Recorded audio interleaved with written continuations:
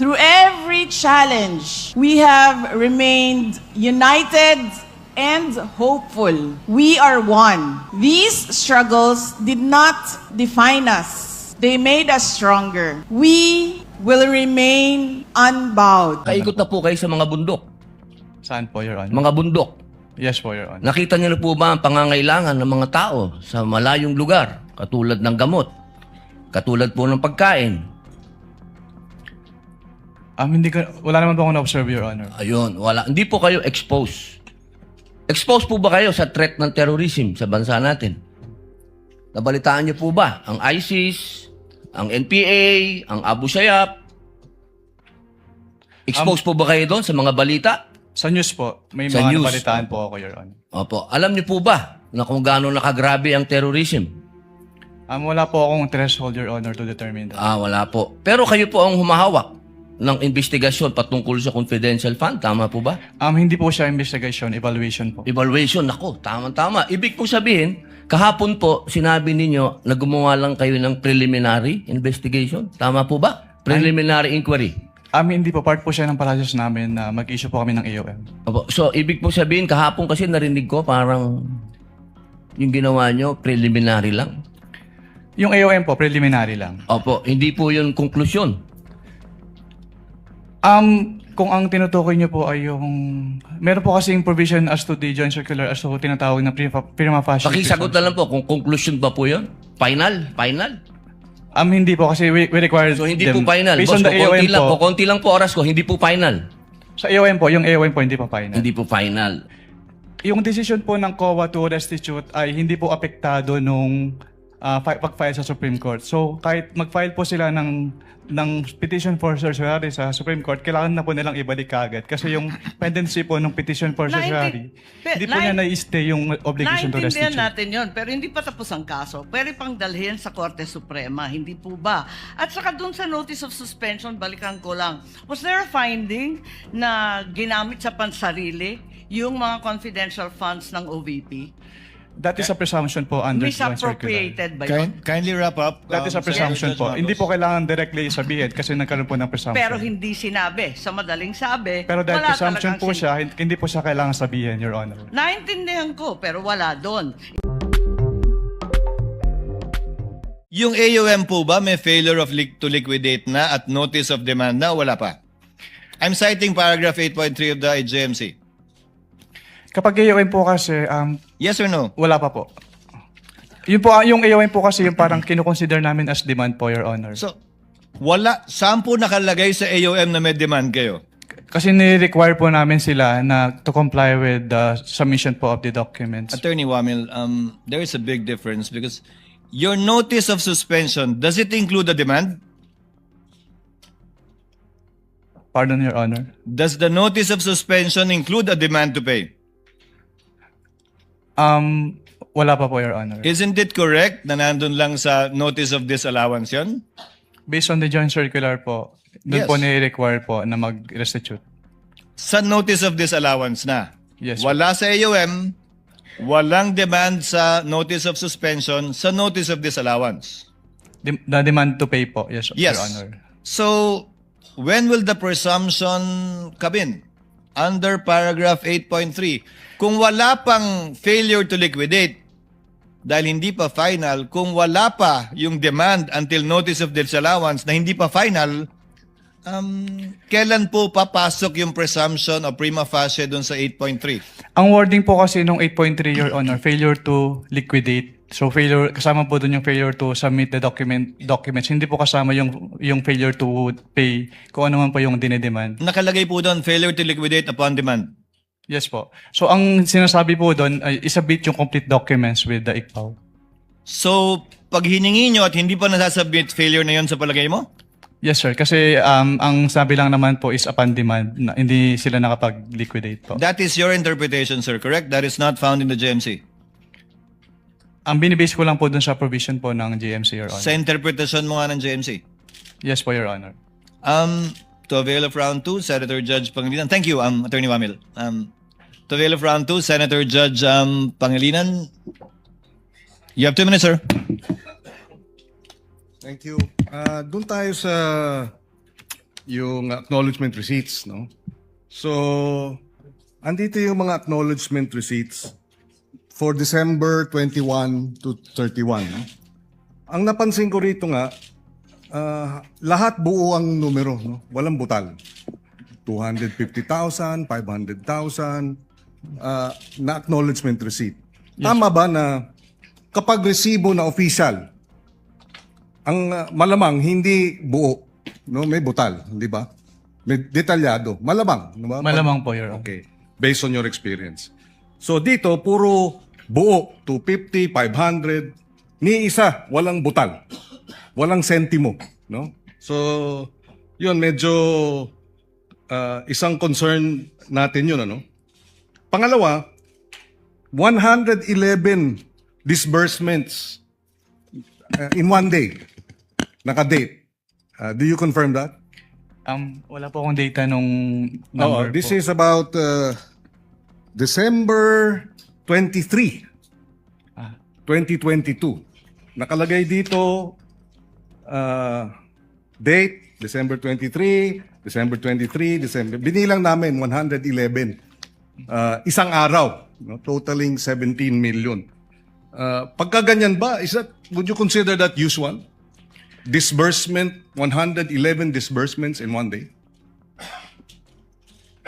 Wala pong specific provision yung circular as to that. Yes, but the circular says to prevent irregular, excessive, di ba? Extravagant. So, would you consider this, does this fall under regular, irregular, or you wouldn't know? I wouldn't know po. Okay. Pero that's unusual po, pero I wouldn't know if it is irregular since wala naman pong provision. So we come back to the term unusual. Okay. So this is unusual. Doon sa nabanggit mo kahapon, yung usapin nung meeting ninyo, yung audit query, nabanggit nyo na hiningi, di ba nagka-meeting kayo, nagkaroon ng audit query, hinihingi ang audit query sa halip na AOM, tama? Yes po, Your Honor. Okay. At hindi kayo pumayag? Yes po, since wala naman po siya dun sa aming joint circular, Your Honor. Kung pumayag kayo na wala sa joint circular at nagbigay kayo ng audit query na hinihingi ng OVP, would you be violating the joint circular? Yes po. Kaya So- hindi po kami nagbigay, Your Honor. In other words, an audit query would be a violation of the joint circular. Tama? Hindi lang po siya sanction, Your Honor. So, Yes. Hindi po siya part nung ini-issue namin. Okay, okay. Pero hindi nga part. Pero kung ginawa nga ninyo, based on your experience as auditor, you would be violating your own issuances. Yes po, Your Honor. That's why you refuse to give the audit query as requested and instead, tinuloy nyo yung AOM. Last question, Mr. Kindly wind up. Yes, last question. Binanggit mo na hindi tinanggap yung AOM nung inisyu ninyo. Tama ba yun? Yes po, Your Honor. Bakit? Alam nyo ba kung ba't hindi tinanggap? Dahil walang authorization? Tama ba yun? Yes po, wala daw po mag-receive, Your Ganyan ba Honor. dapat? Ganyan ba ang kalakaran pagka ang isang ahensya ng pamahalaan ay binigyan nyo ng AOM? Nangyayari ba yan na hindi tinatanggap ng ahensya? Yan po yung first time na nangyari po, Your Honor. So, that's unusual. Yes po, that's unusual po. Okay. No further questions, Mr. President. Thank you, Senator Judge Pangilinan. Before proceeding to the other round two availers, Chair would like to recognize Senator Judge Zubiri, who will be availing of his first round to make his interjections. You are recognized, sir. You may proceed when you're ready. You have 2 minutes. Thank you very much, Mr. Presiding Officer. Magandang umaga po, Attorney. Good morning po, Your Opo. Honor. Ito, broad strokes lang po ito, Mr. Presiding Officer, to my dear colleagues. Kasi sa iyong pananaw, dito sa findings ninyo, napapakita ba na may possibility of misuse and abuse of government funds on confidential and intelligence funds? There is a presumption po, Your Honor. Yes. And hindi lamang to para sa opisina ni OVP, di ba? I'm sure sa tagal mo, sa iyong karanasan bilang investigator ng COA, ganito din ang findings mo sa maraming mga ahensya. Yes po. Since we follow naman po yung joint circular sa lahat ng in-audit po namin. At Hindi lamang sa ahensya ng eksekutibo, pati LGUs. Tama po yan. Yes po, Your Honor. Yeah, the reason why I'm taking this up at gusto ko pong tanungin po ang ating witness is sa iyong eksperyensya, dahil sa lack of accountability using confidential funds as a excuse na nagkakaroon ng abuso at corruption dito sa pondong ito. Yes po. Yes, kasi obviously, Mr. Witness, is pag sinabing confidential in nature, wag na kayong magtanong. Basta ginamit namin yung pera. Hindi sa tingin mo, tama po yan o hindi? Hindi po, Your Honor, kasi ang confidential fund ay public funds pa rin naman po. So it must follow the strict accounting and auditing rules po. Para So- maiwasan po yung misuse. So talagang hinahanap ninyo yung paanong nagastos yung pera, paano yung nagkaroon ba ng plan of action, at paanong nagastos ang pera at saan pumunta yung pondo. Tama po yun. Yes po, Your Honor. Dito po sa case ni OVP sa Office of the Vice President, meron ba ganung klaseng plano? Meron ba ganung klaseng accounted use of the funds? Since ang audit po namin ay document-based, so nagbe-base lang po kami dun sa sinasubmit sa amin. So kapag hindi po properly liquidated, meaning hindi submitted lahat ng documents or yung documents ay hindi compliant dun sa requirements ng joint circular, nagkakaroon po ng presumption na yung amount is put to personal use or benefit po. Yes, kasi nung ako po yung naging Senate President for 2 years, we had access to the reports of confidential and intelligence funds. And in these reports, makikita po natin one particular agency, talagang detalyado. Ito po ay panggamit sa buy-bust operation ng drugs, ito po ay nabigay sa informant, ito po ay nabigay sa mga tumulong paghuli nito mga tao ito. Ayan ba'y ganun din po nakita ninyo sa OVP, use of confidential funds? Pwedeng pa ulit po ng tanong, Your Honor. Sana mabigyan po ako ng leeway ng ating presiding officer. Basically, nung ako po yung naging Senate President, yung confidential intelligence funds ay dinadala dito during budget hearing. So, para ma-review po ng Senado. Ang ginawa ko po, nung ako po yung Senate President, binuksan ko po ito sa majority at minority. As a matter of fact, Senator Risa Ontiveros, Senator Coco Pimentel was the minority leader then. Binuksan po natin yan para makita ng lahat yung paggamit nitong confidential and intelligence funds through the reporting of the different agencies. May mga ahensya na makakapal ang mga sinabmit sa Senado para makita kung gaano nila o paano nila ginamit yung pera. Dito ba po sa Office of the Vice President, ganun din ba po kadetalyado ang report na ibinigay po sa COA o nakita ng COA sa paggamit ng mga pondo nila? Hindi po, Your Honor. Hindi po. Opo. Okay, and the reason why, and this as a statement, the reason why we need to really curtail the use of intelligence and confidential funds on the possibility of abuse, and not only on the Office of the Vice President. This also goes to all agencies of government. Kaya limitado na po sa armed forces na lang yung ating confidential funds tuwing nag-approve po tayo ng budget. At kasama na po dapat dyan yung LGUs. Dahil yung LGU po ay matindi din ang pag-abuso ng kanilang confidential intelligence funds. Tama po ba yan, Attorney? Under your experience? Yes po. Kulang po yung safeguards, Your Honor. Maraming salamat po. Thank you, Senator Judge Zubiri. Next would be Senator Judge Erwin Tulfo.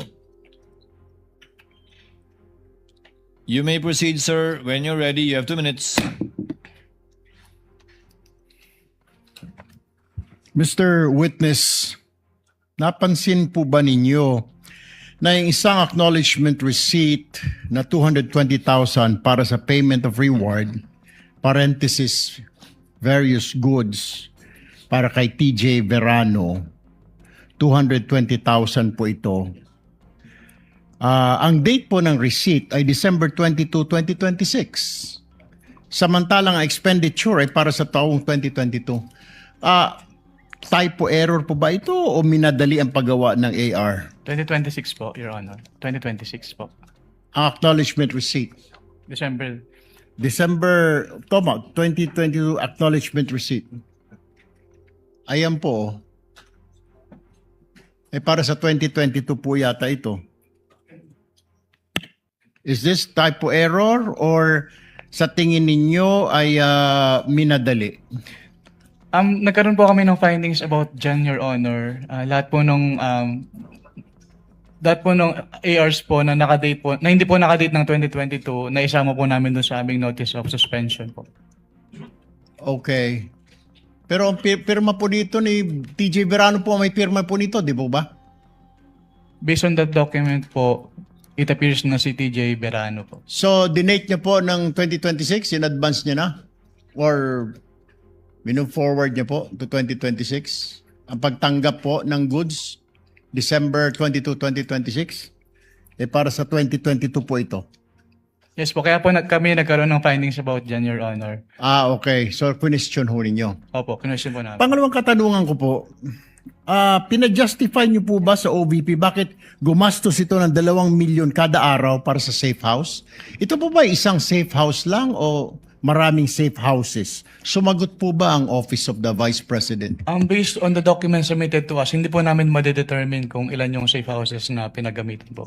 Pero sumagot po ba siya? Pinajustify niyo po ba? I mean, 2 million per day, sobrang laki. Hotel na po yata yung nirerenta po nito. Ganito kalaki, sobra pa. Hindi po namin pinajustify, Your Honor, since wala naman pong threshold dun sa joint circular as to the amounts. Na yung 2 million. So, hindi po unusual para sa inyo na magrenta po ng safe house sa 2 million per day dito sa Pilipinas? Since, tulad nga po ng sinabi ko kanina, we follow our audit based on the provisions po ng joint circular, pero wala naman pong threshold as to the amount sa joint circular, kaya wala po kaming findings as to that.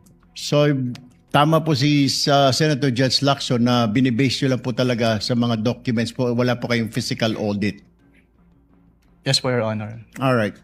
Based po sa experience ninyo, may mga government offices ba na ino-audit po ninyo na hindi tinatanggap ang Audit Observation Memo, AOM? May mga as an auditor or sumasagot silang lahat? Wala po. Sumasagot po silang lahat, Your Honor. Except dito kay OVP. Hindi po tinanggap ni OVP yung aming first AOM nung nagka-temp po kami nung unang time po. All right. That's all, Presiding Officer. Thank you. Thank you. Chair would now like to recognize our minority leader, rather, Senator Judge Alan Cayetano, for his availment of the first round. You may proceed, sir, when you're ready. You have 2 minutes, sir. Mr. Presiding Officer, Senate President, dear colleagues. My question is to the counsel for the prosecution, defense, and the witness. One question, maybe a follow-up. And if we may start with the witness first to answer. I'm not asking you to make a judgment in this case ng impeachment. So sa akin is answer the general question. So we've discussed in the last 2 days, diba, what is illegal expenditure, what is irregular expenditure, what is improper expenditure. In between all of that, we talked about many technicalities. And of course, this will be much easier if we're talking about public funds which are not confidential in nature. So my question is, when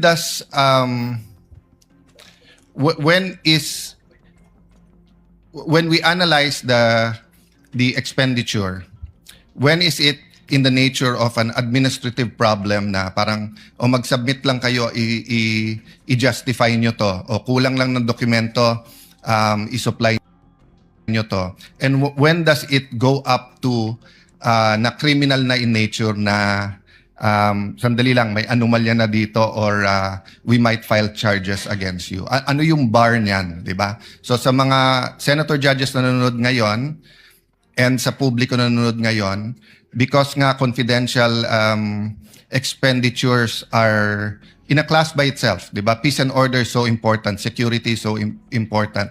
So I'm not referring to this case, So I'm not asking you to make a judgment in this case, whether it's administrative, criminal. In general, as an auditor, then I'll ask the same sa prosecutor and sa defense. Witness, go ahead. In your words, no? Apo, kapag AOM po at NS, ni-require po namin sila na mag-submit ng documents. Pero kapag nag-end na po, since there's an obligation to restitute, so ang remedy po nila is to settle the amount or to file an appeal with the commission proper. Yes, but even when you give them an ND to restitute, hindi nyo naman sinasabi pag restitute. Pwedeng restitute na mali paggamit, hindi yung binulsa mo yon, di ba? So at what point as an auditor do you say na sandali lang, criminal na to, may anomalya? Kasi pwedeng mali ang pinaggamitan, kaya isoli nyo. But you're not accusing anyone of na binulsa niya. Well, sa circular naman po, merong presumption na tinatawag kapag hindi nakapag-liquidate na maayos yung agency. Which is Yes, presumption of misuse or Yes, misappropriation. and that's a disputable presumption, right? It is a prima facie presumption. Yes, a prima facie presumption is a disputable presumption. It's not a conclusive presumption, meaning yung prima facie, so lilipat yung onus sa kabila na i-prove na mali. Tama? Yes po, Your Honor. Yes, so hindi pa yun yung hindi ka pa rin dumating dun sa point na yon na parang hindi, as far as COA is concerned, ninakaw mo to. Again, I'm not talking about this case in general. At what point nga will you have a final COA document saying na yon? Kasi pag sinabi mo lang restitute lang, it could be restitute because you didn't use it for what you were using it for. Based on the rules of COA po, since di ba i-appeal po yung, pwede bang i-appeal yung ND, at kapag naglabas si commission proper ng decision at hindi po nag-comply si agency dun sa decision, then pwede nang i-endorse with the ombudsman yung case for the filing of criminal Kindly wind up, charges. Senator So John Cayetano. I'm okay. I just wanna hear the answer of both the prosecution. With the permission of Senator Judge Allen, asking the counsels for the parties that same question will already make them give their own versions of the law, which I think should be coursed through the witness, similarly to how you asked the question to the witness, instead of it being placed on the record based on their own points of view. Well, anyway, we will have 2 more COA witnesses, but I think Yes. to all of us who are neutral, that's the big question. At what line does it cross between nagkamali lang yung isang public official sa pag liquidate and at what point is it criminal? And I just wanted to give, but if that's the I would be decision of the- clarifying that too Yeah. during my second round. Then I will leave it up to you, Mr. Presiding Officer. I apologize, the prosecution and the defense, you will not have a chance to answer that. But during the time of the presiding officer, you will be able to. Or maybe even in the summation at the end. Thank you for your understanding, Senator Judge Allen. Senator Judge Soto for his interjection and availment of round 2. Thank you, Mr. Presiding Officer. Senator Mick Subiri, former Senate President, somehow tinkered my cerebral quietness when he said something about the issue of confidential funds. So this question would be, as a senator, not just an impeachment judge, I hope you allow me, because this is just one question for the witness, and if we can get the prosecution panel and the defense panel to give their opinion. All right? Yung confidential word kasi, pag ginagamit, parang intelligence eh. Parang ganun din eh. Di ba? Parang sinasabi mo, so it is abused. Bakit hindi sa budget nasusunod, and we want your opinion, para mas magko-conform sa circular nyo? Palitan natin. Huwag nang confidential na gamitin. Gamitin natin restricted funds or non-public funds. Ganun pa rin, di ba? Private but open. Naintindihan na nila na hindi confidential ito, na hindi ito pwedeng hindi naalaman ng publiko. Something to that effect.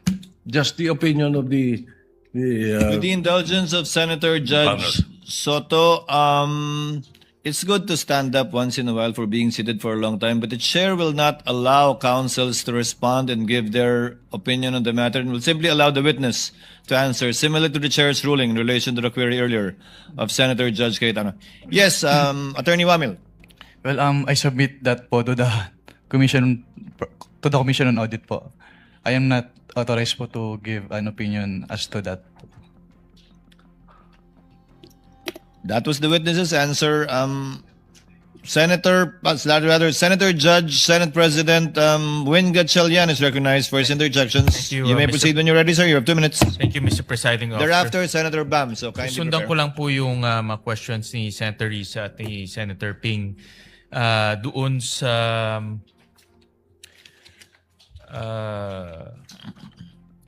payment of rewards to informers without documents evidencing the success. Kanina natanong ni Senator Ping at ni Senator Risa tungkol dito. Ngayon, anong klaseng ebidensya ang hinahanap ng COA, ikaw in particularly, evidencing success? Since yung circular naman po ay walang binanggit na particular evidence, ang tinitingnan na lang po namin sa mga sinasubmit ay yung causal link between the successful information gathering or surveillance activities and the information given by the informer. Can you give an example kung paano ginagawa niya ng ibang agencies? Opo. Nagsasubmit po sila ng certification po, Your Honor. Give me an example lang. No? Ano yung causal link? Anong example ang binibigay ng ibang agencies? Nakalagay po doon kung ano yung naging successful surveillance or information gathering nila at kung yun ba ay dahil naging resulta nung information na binigay nung informant po.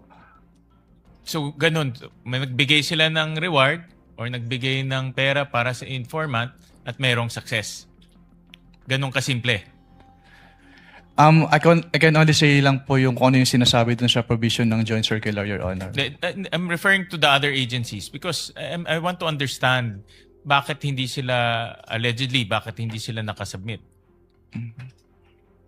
Anong ginagawa ng ibang agencies na audit mo?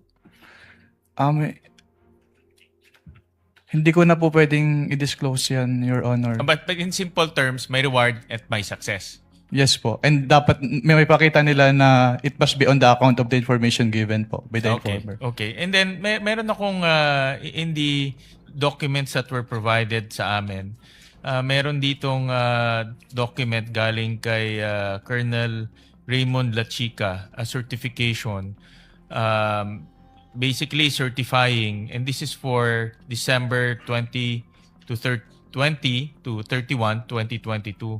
At nakasabi dito, no untoward incidents in the implementation of the Office of the Vice President programs, project activities, as well as engagement of the Office of the Vice President.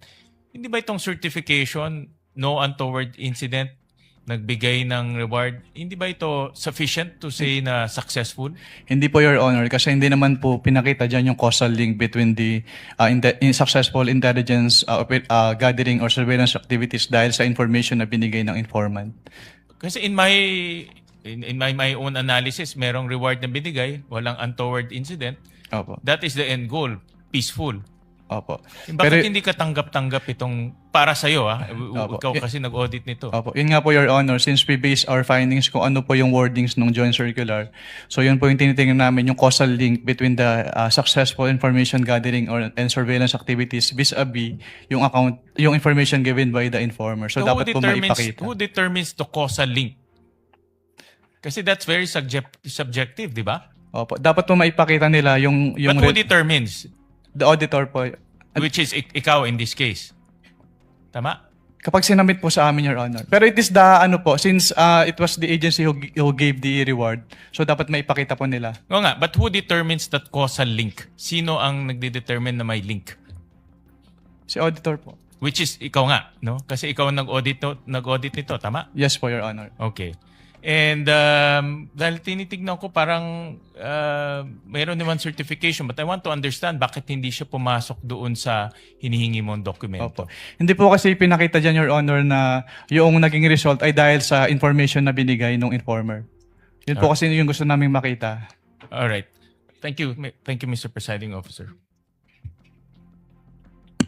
Thank you, Senate President. Next to make his interjections would be Senator Bam Aquino, thereafter Senator Marcos.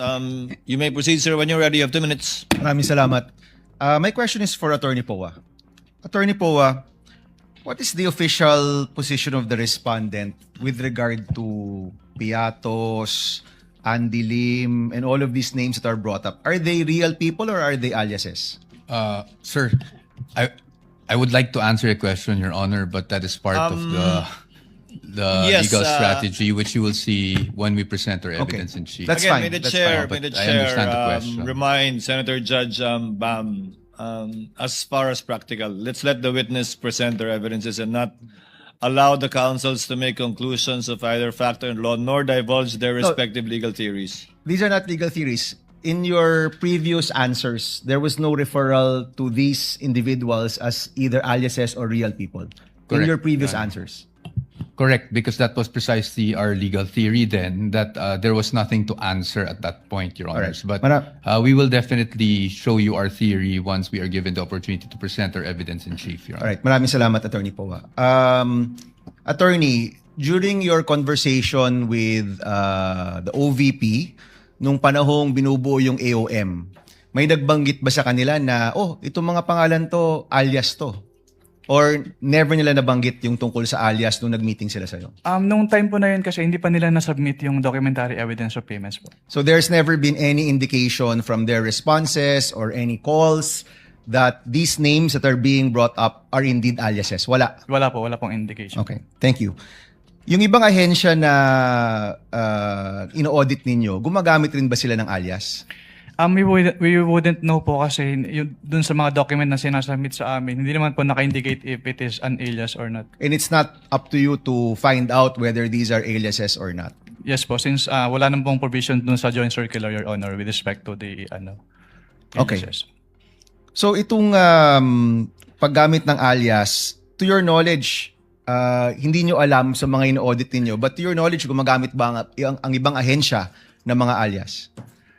I wouldn't know po since katulad nga po, hindi naman po bukod dun sa sinasubmit nilang documents, wala pong naka-indicate na yung name ay alias po.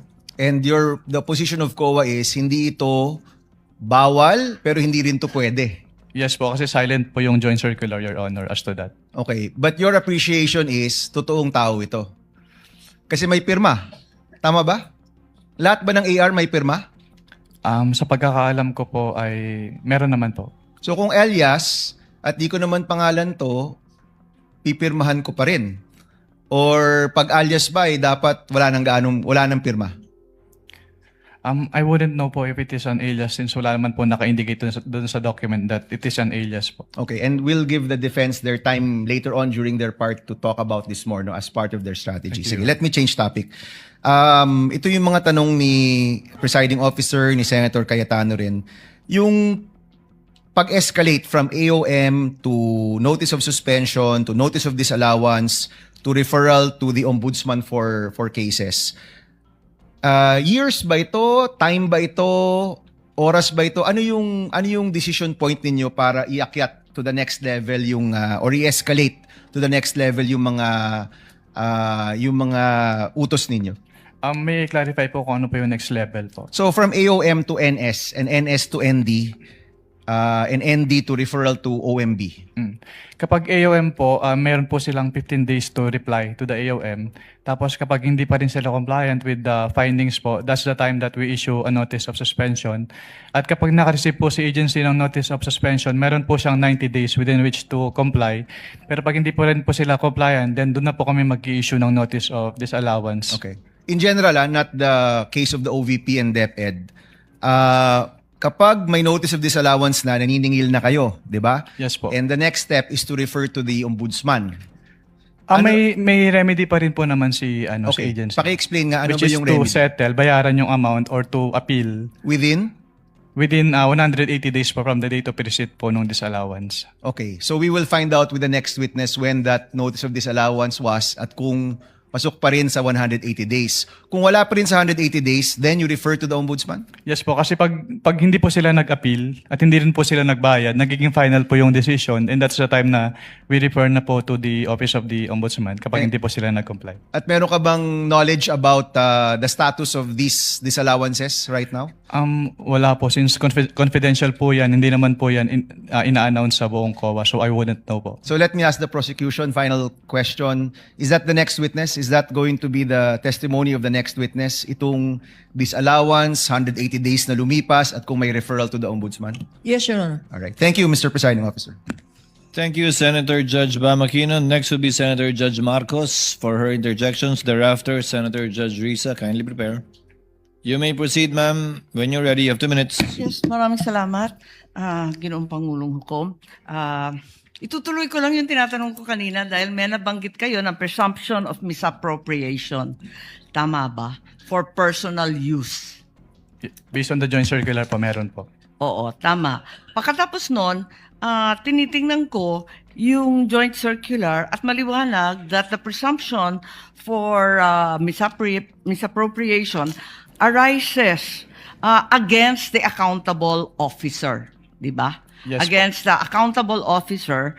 Sino ang accountable officer? Maliwanag naman yung joint circular. Sa 3.1, sabi, yung officer whose duties permit or require possession of government funds, hindi ba? Based on the joint circular po, may ganyang provision. Oo. So yung SDO talaga, yung Special Disbursing Officer, has the possession, the custody. Tama yun, di ba? Yes po. O kung ganon, if the presumption na personal use, ayon sa 8.3 ng Joint Circular, failure of the accountable officer to liquidate any public funds is tantamount na nga to that presumption. Hindi Yes, po po. ba? Yes, po. So, ang tanong dito, sino ang accountable officer dito sa sitwasyon na to? Kasi ang liwaliwanag na hindi naman si Vice President ang payee. Hindi naman sinasabi na nasa kanya yung pera. Ang liwanag sa inyong joint circular that the Special Disbursing Officer is the one who was designated by the head of agency to have custody, di ba? And in the case of the OVP, si Acosta yon. In the case of DepEd, hindi ba si Fajarda yon? That is not entirely correct po, Your Honor. Because under the joint circular, it shall be the responsibility of the head of the agency first to approve yung cash advance. Pangalawa, to Oo oversee yung agency-wide utilization. Pangatlo, to ensure compliance with the joint Unresponsive circular. po. And also po, inattest din po ni OBP yung Unresponsive po. Ang tinatanong ko lang, hindi ba yung designated, yung SDO, si Fajarda lang at si Acosta, hindi si VP, hindi siya yung payee eh. Ang liwaliwanag. pero ang sinabi niyo po kanina yung accountable officer. Kaya nga, so yung accountable officer, yung SDO, nasa JCD Hindi lang yan po eh. si SDO po yung accountable Hindi, officer, or, Your Honor. ang sabi doon, head of agency or person designated. Oo, ang liwanag sa definition ng joint circular. Mag-yes or no ka lang, kanina ka pa, inaaway mo ko lagi. Sorry po, Your Honor. But hindi po ako pwedeng mag-answer categorically since yun nga po yung provision But it's nung- categorical. na yes or Why don't either you go yes back or to your either joint no po. circular? Yo po. Kapag sinabi po kasing Doon categorical, sa it's either yes definition, po ang or- liwaliwanag, SDO kapag na-designate ng head of office, di ba? But hindi po kasi doon na nalilimit lang yung term na accountable officer kasi may other provisions na applicable pa din po with respect to the term accountable officer. Asan? Kasi napakaliwanag doon sa definitions at pakaliwanag sa 8.3 ng joint circular. Yun nga po yung na-mention ko kanina. Interpretation na ninyo yun. Hindi Pinapalawak po. ninyo andun eh. Head of office, Hindi head po of agency, or designated. Hindi po, Your Honor. Kasi yun nga po, nakalagay po doon sa Sabi mo kanina yes, ngayon no naman. Wala po akong sinabing yes po, O Your sinabi Honor. mo kanina oo, SDO nga in charge. Sinabi ko lang po kung ano yung, kinonfirm ko lang po kung ano yung SDO po, Your Honor. Attorney Wamel, kindly avoid arguing with Senator apologies Judge po, Your Honor. Marcos. Sige po. Sorry. And kindly wind up, Senator Judge Marcos. Pwede lang itanong kasi nalito ako kahapon. Kahapon sinabi mo na si VP Sara lang ang first and only Vice President that you audited na may confidential funds. Hindi ba? Sinabi mo yun, di ba? Yes po, Your Honor. Tapos, kahapon, nung pinakita ng depensa, yung SARO na si VP Binay, noong 22 December 2014, may binigay na 6 million kay VP Binay ang DBM. Alin ba ang totoo sa dalawang sinabi mo magkatunggali? Yung pinakita po kahapon ay special allotment release order po. Ano. So nagkakaroon po ng special allotment release order kapag Alam merong... ko kung ano ang SARO, matagal na, tumanda na po kami sa Yes po. gobyerno. Pero hindi po kasi yan niliquidate sa ICPAO. So we wouldn't know if it was Hindi, used or pero not. klaro, may katibayan na hindi ka isa-isang VP, si VP Sara. Your Honor, since hindi po nagsabit ng liquidation, Teka. hindi rin po... Teka, nandun ka na sa ICBAO noong 2014, sabi mo, di ba? Yes po. O kaya nga, Opo. o di kahit si VP Binay may confidential funds, the only VP audited was VP Sara. Ganun ba yun? Since si VP Sala lang po yung nagsubmit ng liquidation. Pero Ba't hindi mo alam? if I may clarify po. Ba't hindi mo alam? Nandun ka na noong 2014. Dapat Opo. alam mo yun eh. If I may clarify po, Your Honor. Since wala pong budget dun sa GAA as to confidential fund at hindi naman po nag-liquidate si BPB9 nung kanilang confidential fund. So hindi pa namin alam kung ginamit at hindi na po nakarating sa Hindi, COA ang yung tanong, saro po. nabigyan ng confidential funds, humingi at nabigyan. May saro eh. We wouldn't know Yun if lang it is naman ang used po. tanong eh. Of course, you know, may saro. Sinabi mo nga, totoo yung sarong yun. Anyway, alin ang totoo? Si VP Binay o si VP Sara? Talaga bang totoo yung dalawa o iisa lang? We don't know. Based on our records po, si VP Sara lang po yung may liquidation. So maraming we don't know ang COA? Ganun ba yun? Based on our records po, si VP Sara lang po yung nag-liquidate nung confidential fund. Eh may record nga ng saro. Maraming salamat. Kindly wind up. Presiding Judge. Thank you, Senator Judge Marcos.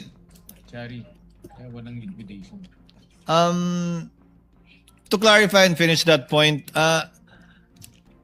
if there was no liquidation, there is nothing for COA to look at. But it's possible that indeed confidential funds were given to the former Vice President Binay. Yes po, Your Honor. So from your end, alam mo lang, wala kasi walang pinaliquidate sa inyo. Yes po. And wala din po siya sa GAA po ng 2014, Your Honor. Pero kung may saro nga na pinakita sa iyo kahapon at mapatunayan nila, ibig sabihin nun, meron pero walang niliquidate sa inyo.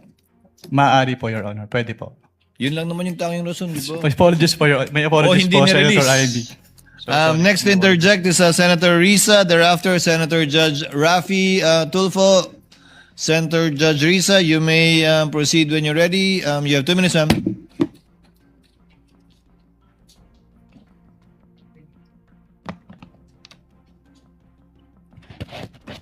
Salamat po, Mr. Presiding Officer. So, to clarify further and confirm, hindi nagbigay ng evidence of success si Vice Presidente, pero lumabas ang pera at marami ang nakatanggap ng reward. Tama Based po? on the documents po, Your Honor. Yes po. Yes, based on the documents.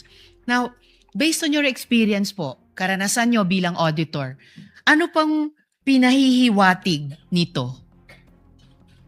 Pwede pong pakiclarify Ano po yung pinahihiwatig na hindi nakapagbigay ng patunay ng success ng intelligence or surveillance operations, pero maraming lumabas na pera at maraming tumanggap ng reward? Ang ibig sabihin po niyan ay hindi po nag-comply yung OBP po dun sa requirements ng Joint Circular. Okay, so yun ang pahiwatig sa inyo bilang, sa karanasan nyo bilang isang auditor. So, ngayon na wala nga yung evidence of success, matitiyak pa ba ng COA na yung pabuya ay talagang napunta dun sa mga informants? Hindi po, Your Honor. Hindi nyo mapatutayan. O sige, pumunta naman tayo dun sa gamot. No? Di umanong gamot ang ibinigay na reward. So muli, sa karanasan po ninyo sa ICFAO, and based on your expertise, normal po ba iyon na gamot ang kapalit ng intelligence information? Hindi po siya normal po, Your Honor. Hindi normal. Naranasan nyo na po ba ito dati na gamot ang bayad para sa impormasyon? Hindi pa po. First time po dun sa may OBP po, Your Honor. Okay, first time po dito sa OVP. At ito pa yung palaisipan, kung may sakit talaga yung tao, naimbestigahan niyo po ba sa ICFAO kung bakit kailangang magbigay muna ng intelligence information bago siya bigyan ng gamot? Hindi po, Your Honor. Hindi nyo naimbestigahan. So bilang auditor, ito po ba ay ifa-file sa ilalim ng pabuya o sa ilalim ng ayuda? Pwede po kasing tingnan yan. Kasi since document-based po kami, pwede po siyang tingnan as payment of rewards, pero pwede rin po siyang tingnan as provision of medicine. So pwede rin tignan as provision of medicine. So pwede rin siyang tignan na ayuda. Kung Hindi yun po yung pabuya. ibig sabihin ng provision of medicine, pwede rin po. Pwede rin. So, kasi, paano yun? Yung mga informant po ba, most of the time, may sakit? I wouldn't know po. Natanong nyo ba kung ang gamot na yan ay para saan? Hika ba? Alta presyon ba? Diabetes ba? Hindi po. Hindi rin. And ayon po dito, si Mary Grace Piatos, ayon sa isang acknowledgement receipt, si Mary Grace Piatos ay nakatanggap ng 70,000 pesos worth ng gamot bilang pabuya. Ano po ba yung sakit niya? Hindi ko po malalaman since wala naman po doon sa document po na sinamit. Kindly wind up. Will do, Senator Mr. Judge Risa. Presiding Officer. Pero may paraan po ba ang ICFAO malaman kung ano yung sakit niya? Kasi binayaran natin ito eh. Pwede po namin tanungin, Your Honor. Pero since document-based po kami, kung ano lang po yung nasa document, yun lang po yung malalaman namin. Document-based pero pwede niyong tanungin. Yes po. Okay. Kapag may mga di normal na pangyayaring ganito. Yes po. Allowed po kami under 6.2.3.7 of the Joint Circular po. Okay. Salamat, Mr. Witness. Salamat, Mr. Presiding Officer. Thank you, Senator Judge Mag-round Risa. 3 po ako kung meron po. Salamat. Let's try to finish the interjections of Senator Judges before we pause for lunch so that we can resume with the new witness of the prosecution after lunch. Senator Judge Rafi Tulfo is recognized. Thereafter, Senator Judge Villanueva for the availment of round 2. You may proceed, sir, when you're ready. You have 2 minutes.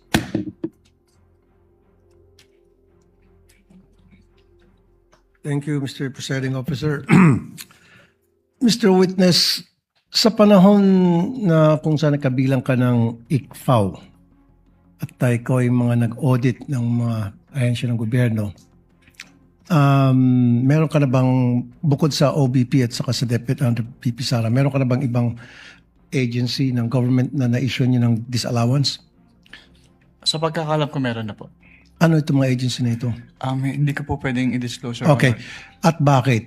Bakit sila na-issue ng disallowance? Dahil yun nga po, since ang basis lang po namin ay yung Joint Circular, hindi po compliant dun sa provisions ng Joint Circular. Hindi compliant. Okay, so nung na-issue ng disallowance yung office ni VP Sara, ano yung naging tugon nila?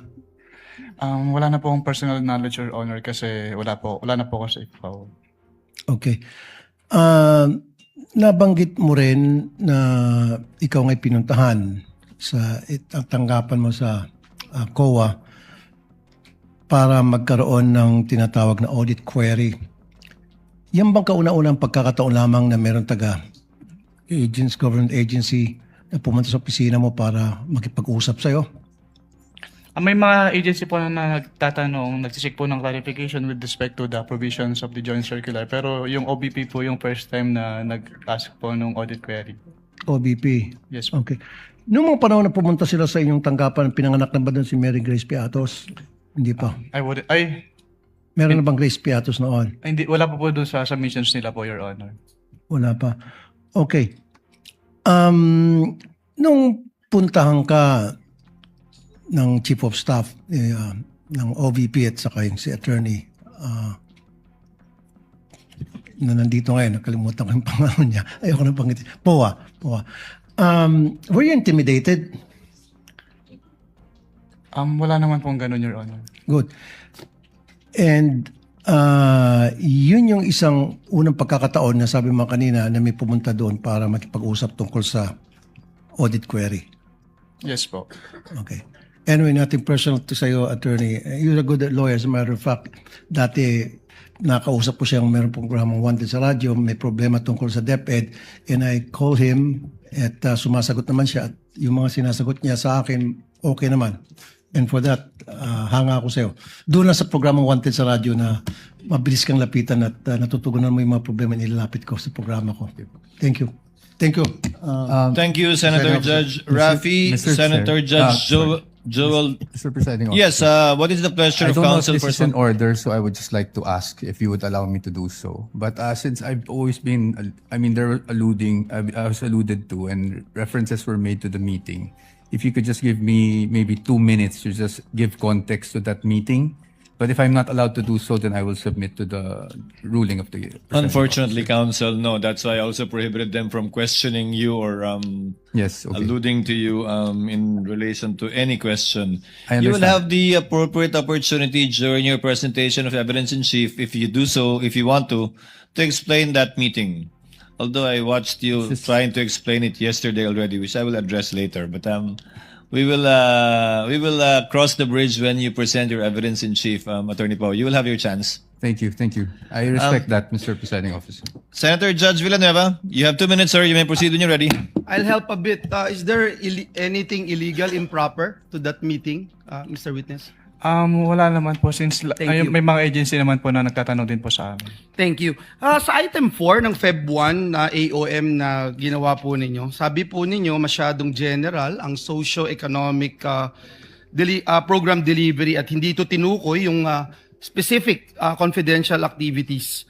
Ano po yung minimum level na of detail na dapat ay nakasaad po doon sa PFP o yung physical and financial plan upang makapagbigay po ng ito ng tunay na authority at spending limit at hindi naman na inilalantad yung sensitibong operational information?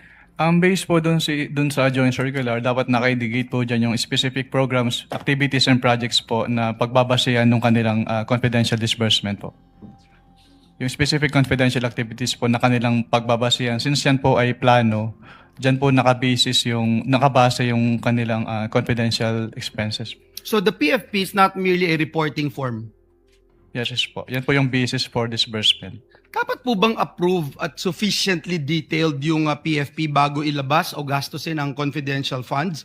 Kung magbigay lamang po ng mas detalyadong paliwanag, for example, pagkatapos magastos yung salapi, maaari po ba nitong retroactively ma-cure ang kakulangan dun sa PFP? Sa original PFP? Pwedeng pa ulit po ng tanong, Your Honor. Sorry po. Ulitin ko lang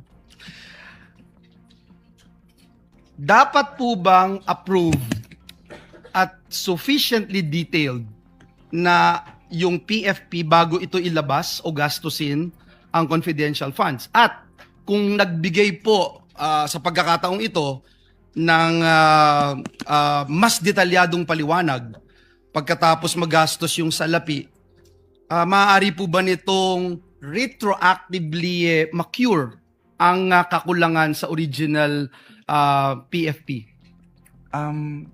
Maaari po, Your Honor. So maku-cure siya. Ngunit hindi ito nagawa. Kaya po natuloy yung AOM, kaya natuloy dun sa NS. Yes po.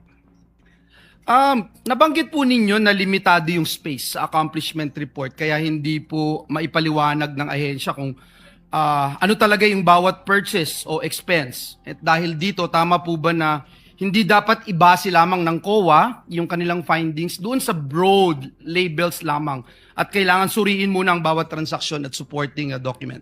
Yes po, Your Honor. Doon po sa 82 million na medical and food aid, 20 million na incentives of traveling, sinuri po ba ng COA ang bawat purchase at payment? Alin po dito yung supported at allowable sa ilalim ng item 4.8 at alin naman po ang unsupported o hindi allowable? Ang pinagbasehan po namin ng findings yan is yung sinamit po nilang documentary evidence of payments po. Doon po namin in-evaluate if compliant ba yung si OBP dun sa requirements ng Joint Circular. At alin po yung supported at allowable at yung hindi? Wala pong data as of this moment po. So you agree, sir, yung broad labels ng medical and food incentives do not by themselves show the nature. May apologies, Your Honor, pero yung sinabi niyo po pala na provision of medical and food data, yung payment of incentives or traveling are per se, hindi po siya among the allowable expenses po. Yun yung tanong ko. Under 4.8. Paki-explain nga po pa.